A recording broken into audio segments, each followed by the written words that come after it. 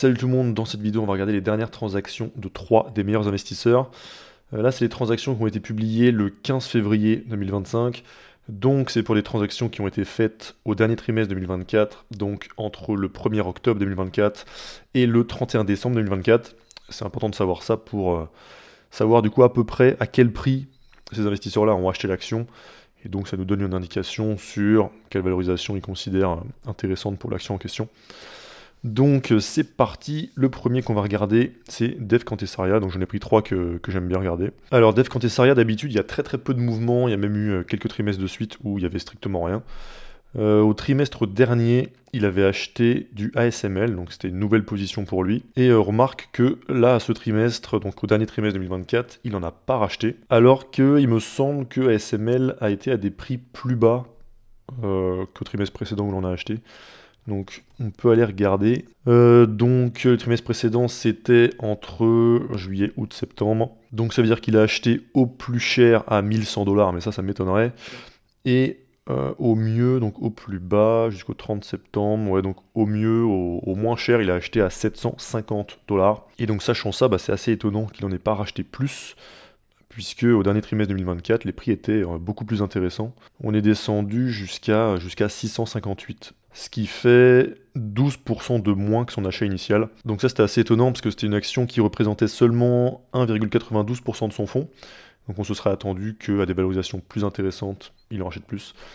Donc on n'a pas l'explication, mais ce qui serait intéressant, c'est de voir si il a encore cette action-là au trimestre prochain, ou si finalement il a changé d'avis et il décide d'en sortir. Ensuite, sur le reste, donc là, il y a des petits mouvements qui sont pas significatifs. Il a réduit de 3% sa position sur Fair-Isaac. Fair-Isaac, c'est l'entreprise qui donne le FICO score aux États-Unis, donc ça note la capacité des gens à rembourser leur crédit. Et donc ça les aide à avoir des meilleurs taux. Ils doivent aussi donner ce score-là, je crois, quand ils louent des appartements, etc. Donc nous, on n'a pas ça, mais en tout cas, c'est un business qui a des super bons fondamentaux, que j'ai pas pour des raisons de valorisation, parce que c'est une action qui a vraiment explosé là sur la dernière année, et on est aujourd'hui à des valorisations. Alors ça a quand même pas mal corrigé, on était monté à 2400$, là on est à 1800$, mais si on regarde le multiple, voilà, on est descendu de 79 fois le free cash flow à 64 fois le free cash flow, donc ça donne quand même pas beaucoup de marge de sécurité, et même si on regarde par rapport au chiffre d'affaires, c'est 25 fois le chiffre d'affaires, donc c'est vraiment des multiples qui sont très élevés. Donc pas étonnant qu'ils réduisent très légèrement cette position. Et d'ailleurs, je pense qu'il a dû vendre presque au top. Ouais, en tout cas, le plus haut a été atteint en novembre-décembre 2024, donc pendant le trimestre où a été fait cette transaction. Après, ça reste qu'une vente de 3%. Mais voilà, en tout cas, c'est possible qu'il l'ait bien timé. Après, S&P Global, il a augmenté de 2,88%, donc pareil, c'est pas significatif. S&P Global, c'est pareil, c'est une très bonne entreprise qui est en duopole avec Moody's sur les notations de solvabilité, cette fois-ci des États et des entreprises. C'est un business model similaire à Fair-Isaac, sauf que Fair-Isaac, c'est pour des particuliers. Et S&P Global, ils ont aussi les indices, comme le S&P 500, et une partie données financières et analyse. Donc voilà, plus 3%, pas significatif. Mastercard, pas bougé. Moody's, plus 2%, pareil. Visa, il a pas touché. Intuit, il a réduit de 10%. Donc Intuit, eux, ils vendent des logiciels de comptabilité, de finance, ce genre de trucs. Donc moins 9,58%, c'est pas non plus significatif. Hein. S'il en voulait plus, eh ben, il aurait tout vendu, tout simplement. Intuit, c'est une entreprise qui répond pas mal à mes critères. Bonne croissance du chiffre d'affaires. Bonne croissance du free cash flow, donc free cash flow c'est ce qui reste quand on a enlevé toutes les dépenses. Le ROCE est bon aussi, plus de 20% en moyenne. Il n'y a pas de dette, enfin très peu. Ils ont un petit peu augmenté leur nombre d'actions de 7,58% sur les 5 dernières années. Mais on a vu pire. Et les marges, 30% de marge de free cash flow, c'est quand même des super marges. Je vérifie juste, du coup, ça met toujours la puce à l'oreille quand on voit qu'il y a un peu de dilution, c'est-à-dire le nombre d'actions qui augmente. Et des marges de free cash flow comme ça, des ROCE élevés, ça peut être le fait que c'est une action qui rémunère beaucoup. Une entreprise qui rémunère beaucoup ses employés en actions, ce qui fausse un petit peu les chiffres. Et donc en 2024, ils ont payé 2 milliards de dollars en rémunération en actions pour un free cash flow de 4,6 milliards. Donc les rémunérations en actions représentent quand même 43% de free cash flow, ce qui fausse pas mal. Ça fausse pas mal les chiffres quand même. Donc le ROCE réel et la marge réelle sont plus bas que ça. Et je suis pas fan des entreprises comme ça qui rémunèrent énormément en actions parce que ça induit en erreur. Et au final, l'entreprise, elle génère beaucoup moins vraiment de cash que ce qu'on pourrait croire au premier abord. Et d'ailleurs, là, on voit que sur les dernières années, les rémunérations en actions ont augmenté plus vite que le free cash flow. Ce qui est pas super en 2024, plus 13% de SBC par rapport à moins 3% de free cash flow. L'année précédente, pareil, 30%, 30%. 2022, plus 73% de SBC contre plus 17% de free cash flow. L'année précédente, plus 73% de SBC contre plus 37% de free cash flow. L'année précédente, plus 8% contre plus 4%. Donc bon, voilà, ça c'est pas ce que je préfère. Après, globalement, l'entreprise est quand même plutôt dans le haut du panier. C'est quand même bien. Donc voilà, il a réduit un petit peu Intuit. ASML, il n'a pas touché comme on a dit tout à l'heure. Et il a acheté deux nouvelles positions. Alors il a vendu Aspen Technology que je connais pas. Et il a acheté du Equifax et du MSCI. Donc MSCI, c'est une boîte qui est dans ma watchlist, une des entreprises que j'aimerais avoir en portefeuille un jour. Et Equifax, je n'ai jamais regardé non plus. Equifax. Donc si je regarde rapidement mes critères, la croissance du chiffre d'affaires, elle est d'à peu près 10% par an, donc ça va. Ok, donc là ça dit que ça peut pas calculer parce qu'ils étaient en free cash flow négatif en 2019, mais c'était une année exceptionnelle, donc ça va. Cela dit, la croissance moyenne de free cash flow est quand même pas énorme, 5% par an, donc bon, je trouve ça un petit peu bizarre. Le ROCE, il est pas super élevé à 5%, et en plus il est en baisse à long terme, ce qui est plutôt mauvais signe. En général, c'est signe qu'il n'y a pas de moat, ou que le moat est de moins en moins fort. Le niveau de dette est pas très bon. Là, avec les chiffres du dernier trimestre, il leur faut 6 ans de free cash flow pour rembourser leur dette. Et moi, je recherche 3 ans maximum. Niveau dilution, ça va, seulement plus 3% d'actions. Et la marge de free cash flow en moyenne est à 11%, ce qui est correct. Donc là, à première vue, en regardant juste les chiffres, je ne comprends pas pourquoi Dev Cantessaria a investi dedans. Parce que les fondamentaux sont beaucoup moins bons que des boîtes comme Ferizac, comme S&P Global, comme Mastercard, comme Moody's, comme Visa, même comme Intuit et comme ASML. Donc là, je trouve que Equifax est totalement... Enfin, les fondamentaux n'ont rien à voir par rapport au reste de ce qu'il a, donc il y a peut-être un truc que je comprends pas. Et par contre, MSCI, j'en ai déjà parlé pas mal de fois, mais là, pour le coup, je trouve que ça correspond complètement aux entreprises dans lesquelles il investit d'habitude. Et il a acheté à quel prix pour voir... hop là... Donc fin 2024, c'était entre 570 et 635. Donc moi j'ai pas trouvé que c'était des niveaux de valorisation intéressants, mais peut-être que c'est lui qui a raison, et pas moi. Donc voilà pour Dev Cantessaria. Donc on passe au suivant, et on va regarder François Rochon. Donc François Rochon, il y a pas mal d'achats, mais c'est des petits achats, donc pas significatifs. Il a quand même augmenté sa position dans Google de 17%. Mais je crois que j'avais vu qu'il a aussi vendu... Voilà. Donc il y a deux tickers pour Google, il y a avec le L à la fin et sans le L à la fin. Donc il a réduit de 26% dans celui-là pour augmenter de 17% dans l'autre. Donc je pense que ça s'annule à peu près. Donc voilà, rien de très intéressant là-dessus. Il a rajouté 26% à sa position sur Fiserv, que je ne connaissais pas. Donc si je demande un petit peu à ChatGPT de me résumer son business model... Donc Fiserv est une entreprise qui fournit des solutions technologiques pour les paiements et les services financiers. Son modèle repose sur 3 activités principales. Traitement de paiement. Fiserv aide les entreprises, banques et commerçants à accepter des paiements, que ce soit par carte bancaire, mobile ou en ligne. Par exemple, lorsqu'on paye avec une carte dans un magasin, Fiserv s'occupe de faire transiter l'argent du compte du client vers celui du commerçant. Logiciel pour les banques. Fiserv vend des logiciels qui permettent aux banques de gérer les comptes de leurs clients, d'automatiser certaines opérations et d'offrir des services en ligne, comme les applications mobiles bancaires. Et solutions de fidélisation et d'analyse de données, Fiserv fournit des outils d'analyse de données pour aider les entreprises à mieux comprendre leurs clients et développer des programmes de fidélité.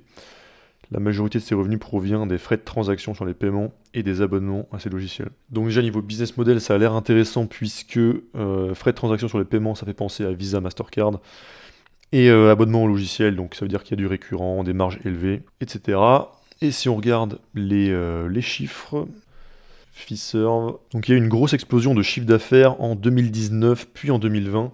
Donc je ne sais pas à quoi c'est dû. C'est tellement brutal qu'il y a dû y avoir quelque chose de particulier. Ça peut être une acquisition, ça peut être un nouveau produit, aucune idée, vu que je ne connaissais pas l'entreprise. Si des personnes savent, n'hésitez pas à le mettre en commentaire. Et ensuite, après 2020, ils ont eu des croissances à peu près 9%, entre 7 et 9% par an depuis. Les croissances du free cash flow et du free cash flow par action sont entre les 15 à 25% par an, ce qui est très bien.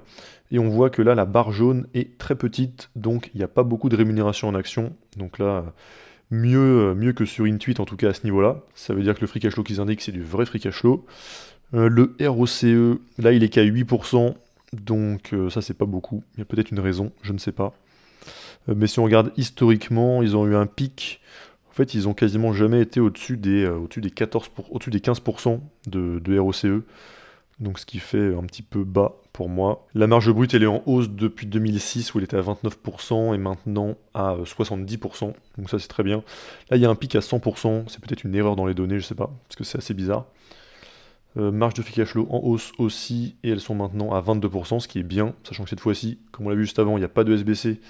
Donc là, c'est leur vraie marge de free cash flow. Donc ça, c'est 22%, c'est très bien. Au niveau du nombre d'actions, là, on voit que le nombre d'actions a explosé en 2019-2020, ce qui confirme l'hypothèse d'une acquisition. Donc, enfin, je pense que c'est ça, puisque c'est assez courant de faire les acquisitions en actions plutôt qu'en cash, et ensuite ils ont recommencé à faire des rachats d'actions. Donc dans un cas comme ça, même si on voit que le nombre d'actions a augmenté depuis par exemple 2018, 2017, 2016, c'est pas grave pour moi. Ce qui compte, c'est de voir est-ce que les acquisitions qu'ils ont fait, on pense qu'elles vont être rentables à long terme. Mais si c'est des bonnes acquisitions, pour moi, c'est pas un problème, puisque c'était juste ponctuel pour faire des acquisitions, mais en dehors de ça, ils font beaucoup de rachats d'actions. Donc ça, c'est bon. D'ailleurs, si je demande à ChatGPT pour cette histoire d'acquisition, il me dit que oui, en effet, il y a une acquisition majeure en 2019. Donc ils ont acheté First Data Corporation dans le cadre d'une transaction entièrement en actions, c'est ça, donc évaluée à 22 milliards de dollars. Finalisé en juillet 2019, positionnant Fiserv comme l'un des principaux fournisseurs mondiaux de technologies de paiement et de services financiers. Et en 2020, ils ont fait l'acquisition de Bypass Mobile, une plateforme de points de vente pour les entreprises, renforçant ainsi sa présence dans le secteur des solutions de paiement pour les entreprises. Donc ok. Et ensuite j'ai demandé aussi au niveau de la dette, parce que j'ai vu que, voilà, ici, il y a pas mal de dettes par rapport au cash, et il leur faudrait 5 ans de free cash flow pour rembourser leurs dettes. Donc ChatGPT me dit, donc sur l'acquisition de First Data Corporation qu'on a vu juste avant, cette transaction entièrement en action a inclus également une partie significative de la dette existante de First Data. First Data était déjà lourdement endetté en raison de son rachat par KKR en 2007 pour 29 milliards via un leverage buyout. Et Fiserv va donc hériter d'une partie de cette dette lors de la fusion. Ensuite, investissement massif dans les technologies de paiement, ok.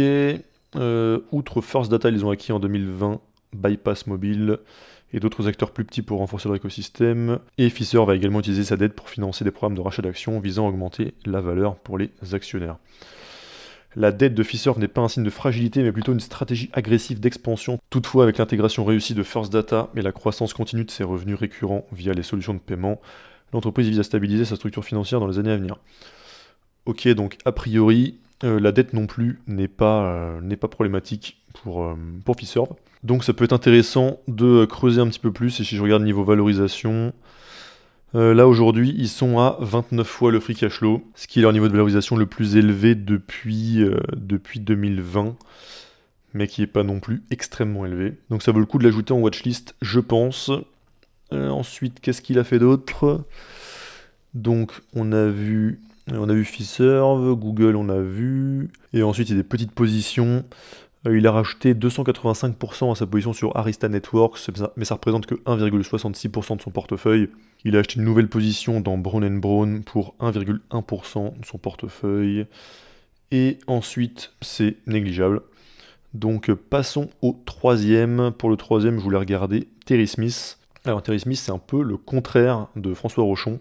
François Rochon a tout acheté et Terry Smith a tout vendu. Donc là, on a que du rouge, mais c'est des petites ventes. Donc moins 6% sur Meta, moins 10% sur Microsoft. Bon, c'est probablement parce qu'il avait des clients qui voulaient récupérer leurs sous. Donc on va dire les plus grosses ventes, moins 16,66% sur Visa, moins 15,7% sur Fortinet. Fortinet, il n'a fait que acheter entre 50 et 65 $. Ensuite, il n'a plus touché.